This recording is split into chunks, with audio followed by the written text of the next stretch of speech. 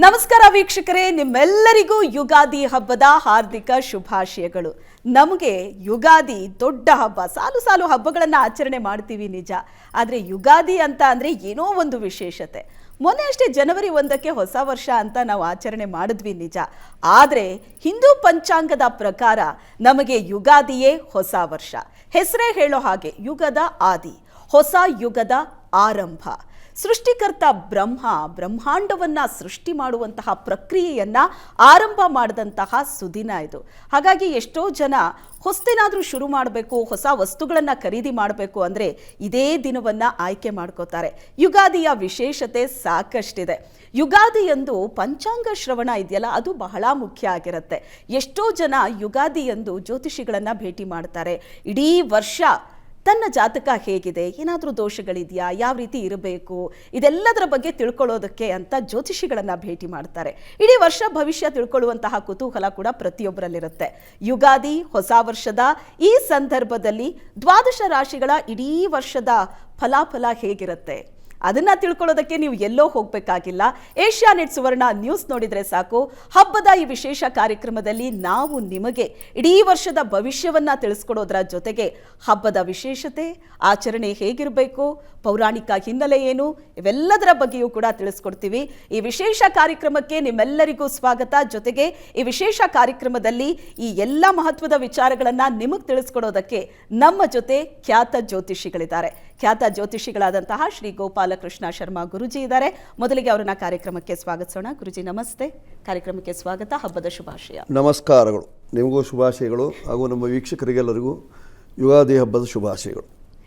ಇನ್ನು ನಿಮ್ಮೆಲ್ಲರ ಅಚ್ಚುಮೆಚ್ಚಿನ ಖ್ಯಾತ ಜ್ಯೋತಿಷಿಗಳು ಆಗಿರುವಂತಹ ಶ್ರೀ ಶ್ರೀಕಂಠ ಶಾಸ್ತ್ರಿಗಳು ನಮ್ಮ ಜೊತೆ ಕಾರ್ಯಕ್ರಮದಲ್ಲಿದ್ದಾರೆ. ಶಾಸ್ತ್ರಿಗಳೇ ನಮಸ್ತೆ, ಕಾರ್ಯಕ್ರಮಕ್ಕೆ ಸ್ವಾಗತ. ನಿಮಗೂ ಹಬ್ಬದ ಶುಭಾಶಯಗಳು.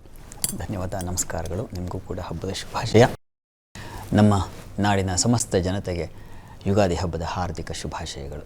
ಯುಗಾದಿ ಹಬ್ಬ ಅಂದ ತಕ್ಷಣ ಎಲ್ರಿಗೂ ಒಂದು ರೀತಿ ಸಂಭ್ರಮ. ಎಲ್ಲರ ಮನೇಲೂ ಹಬ್ಬದ ವಾತಾವರಣ ಇರುತ್ತೆ.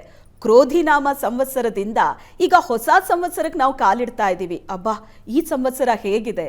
ಈ ಪ್ರಶ್ನೆಗೆ ಉತ್ತರ ಪಡೆಯೋಣ ಕಾರ್ಯಕ್ರಮದ ಆರಂಭದಲ್ಲೇ. ಶಾಸ್ತ್ರಿಗಳೇ, ಯುಗಾದಿ, ಇದರ ವಿಶೇಷತೆ, ಈಗ ಕಾಲಿಡ್ತಾ ಇರುವಂತಹ ಹೊಸ ಸಂವತ್ಸರ ಯಾವುದು? ಖಂಡಿತ. ಶ್ರೀ ಗುರುಭ್ಯೋ ನಮಃ. ಹರಿ ಓಂ.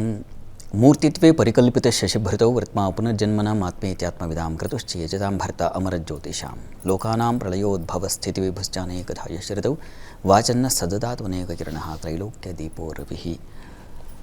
ಸಮಸ್ತರಿಗೆ ನಾವು ಹೊಸ ವರ್ಷಕ್ಕೆ ಕಾಲಿಟ್ಟಿದ್ದೇವೆ. ಈ ಒಂದು ಸಂವತ್ಸರದ ಹೆಸರು ವಿಶ್ವಾವಸು ಸಂವತ್ಸರ ಅಂತ. ವಿಶ್ವಂ ವಸು ಯಸ್ಯ ವಿಶ್ವಾವಸು ಅಂತ. ವಿಶ್ವವು ಯಾರ ಸಂಪತ್ತೋ ಅದು ಅಂತ. ಆತ ಆ ಜಗತ್ ರಕ್ಷಕ ಅಂತ ಅರ್ಥ. ಇನ್ನೊಂದು ಅರ್ಥ ವಿಶ್ವೇಶಾಂ ವಸು ಯಸ್ಮಾತ್ ವಿಶ್ವಾವಸು ಅಂತಲಿದೆ. ಎಲ್ಲರ ಸಂಪತ್ತು ಯಾರ ಸಂಪತ್ತೋ ಅದು ವಿಶ್ವಾವಸು ಅಂತ.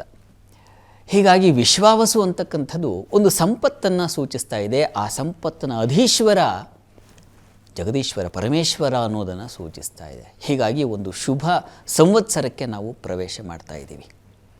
ಸಂವತ್ಸರ ಅಂದ ಕೂಡಲೇ ಅದು ಏನನ್ನು ಸೂಚಿಸುತ್ತಪ್ಪ ಅಂತಂದರೆ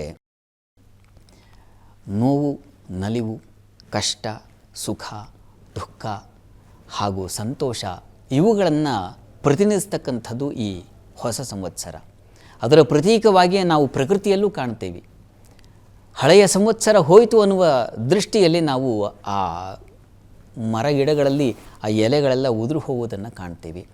ಹೊಸತನ ಬರ್ತಾ ಇದೆ ಅನ್ನೋದರ ಸೂಚಕವಾಗಿ ಹಸಿರು ವಸ್ತ್ರವನ್ನು, ಅದು ಶುಭ ಮತ್ತು ಸಿಹಿಯ ಸೂಚಕ ಅನ್ನೋ ರೀತಿಯಲ್ಲಿ ಆ ಹೊಸ ಚಿಗುರನ್ನು ನಾವು ಕಾಣ್ತೀವಿ. ಯುಗಾದಿ ಅಂತಕ್ಕಂಥದ್ದು, ಯುಗ ಅಂದರೆ ಜೋಡಿ ಅಂತ. ಹೀಗೆ ಕಷ್ಟ, ಸುಖ, ನೋವು, ನಲಿವು, ಹಗಲು, ഇരുಳು ಇಂಥವುಗಳ ಕುಣಿತ, ಕಾಲಚಕ್ರದಲ್ಲಿ ಬರ್ತಕ್ಕಂತಹ ಕುಣಿತವಾಗಿದೆ ಅನ್ನೋದನ್ನು ಈ ಸಂವತ್ಸರ ಅನ್ನೋದು ಸೂಚಿಸ್ತಾ ಇದೆ.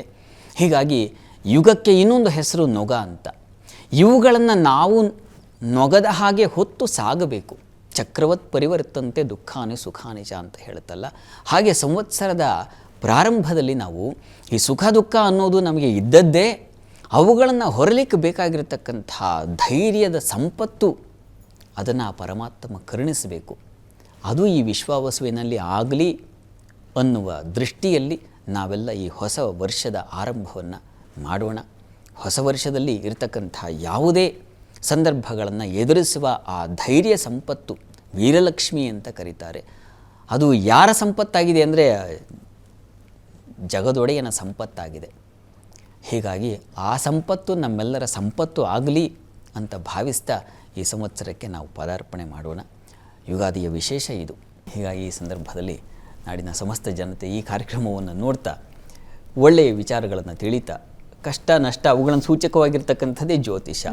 ಹೀಗಾಗಿ ಅದು ನೋಡಿಕೊಂಡು ದಾಟೋದು ಹೇಗೆ ಅನ್ನೋ ತಿಳಿಯುವ ಪ್ರಯತ್ನವನ್ನು ಮಾಡೋಣ ಅಂತ. ಎಸ್, ಇನ್ನು